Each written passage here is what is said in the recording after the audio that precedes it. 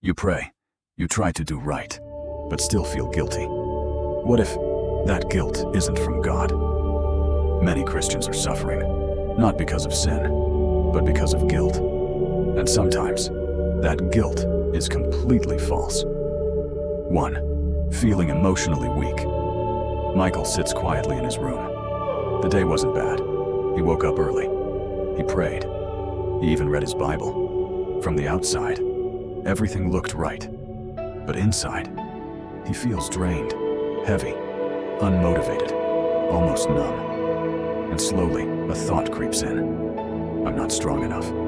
My faith is weak. God must be disappointed. That thought doesn't shout. It whispers, but it stays. And the more he listens, the heavier he feels. But here's the truth. Feeling weak is not sin. Weakness is part of being human. Even people with deep faith experienced moments like this. Faith was never about always feeling strong.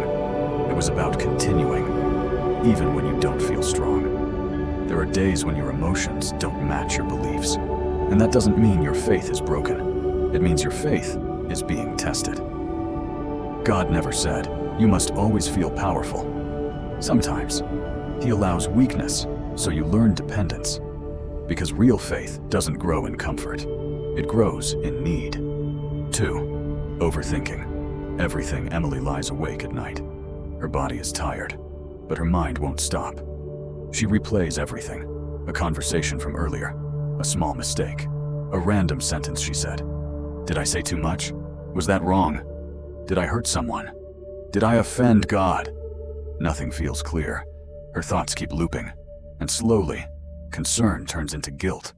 But overthinking is not sin. It often comes from a heart that cares deeply, a heart that wants to do right. The problem isn't the thinking, it's the lack of peace. Overthinking tries to control everything. Faith learns to release things.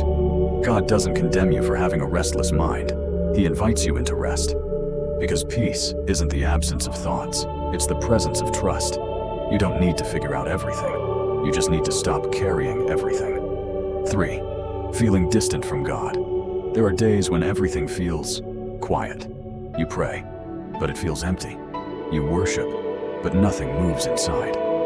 You try, but God feels far. And immediately, a conclusion forms. I must have done something wrong. But that's not always true. Distance doesn't always mean disobedience. Sometimes, it's just silence. And silence is uncomfortable. Because we associate God with feelings. But God isn't limited to feelings. There will be seasons where you don't feel Him, but He's still there. Watching, guiding, working quietly. Even in silence, faith is not built on constant emotional connection. It's built on trust, even in absence.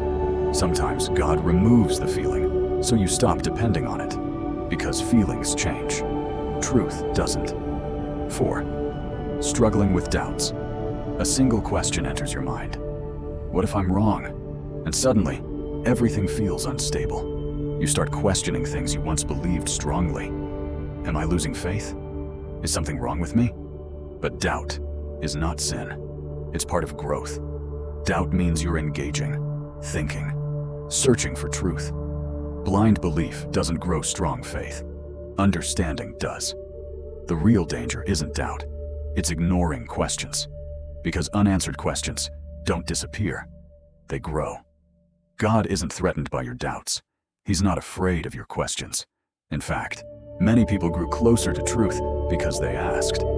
Doubt, handled honestly, leads to deeper faith.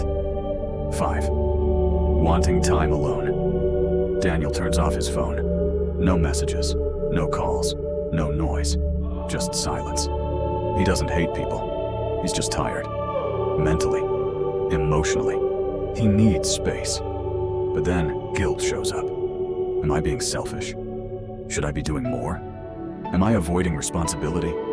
But rest is not sin. Silence is not sin. Taking space is not weakness. It's recovery. Constant noise drains clarity. Constant activity drains energy. You cannot pour into others if you're empty yourself. Even Jesus Christ stepped away from crowds, not to escape, but to recharge. Solitude isn't disconnection, it's preparation. 6. Feeling angry or frustrated. Something small happens, but your reaction feels big. Anger rises, frustration builds, and immediately, guilt follows. I shouldn't feel like this. This is wrong. But emotions are not sin. They are signals. They show what's happening inside you. Anger can come from injustice. Frustration can come from pressure.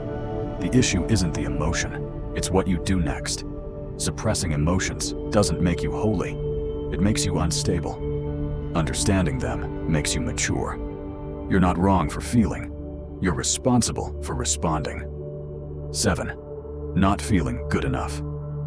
This one stays longer than the rest. It follows you quietly. I should be better. I should do more. I'm not like them. Comparison begins. And suddenly, your journey feels smaller. Your efforts feel less. And your worth feels conditional. But here's the truth. You were never meant to measure yourself against others. Because your journey is different. Growth is not a competition. Faith is not performance. God never asked for perfection. He asked for consistency. Small steps matter. Quiet growth matters. And your value was never based on how much you do. It was based on who you are. Most believers today are not trapped in sin. They're trapped in confusion. They've blurred the line between emotion and sin, thought and sin, struggle and sin. And because of that, they carry weight they were never meant to carry. Imagine a different mindset. You feel weak, but not ashamed. You question, but don't panic. You rest without guilt. You grow without pressure. That's freedom. That's clarity. That's what truth does. Next time guilt appears, don't accept it immediately. Pause. Question it. Is this truly wrong, or do I just feel like it is? Because feelings can mislead. Truth doesn't. You don't need more guilt. You need clarity.